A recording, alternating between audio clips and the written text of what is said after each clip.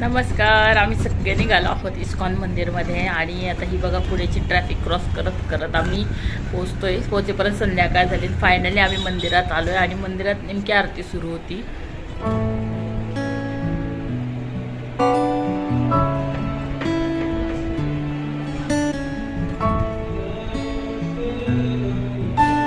चला आम्ही मंदिरातनं बाहेर आलो दर्शन घेऊन आणि आता हे बघा हा कॅम्पस मंदिराचा आणि इथे ना उजव्या साईडला छान अशी मंदिरामध्ये लाईन लावली होती प्रसादासाठी आणि आज स्पेशल खिचडी मिळाली आम्हाला इस्कॉनची साजूक तुपातली. तर आम्ही आता प्रसाद खाऊन इथून निघणार आहेत.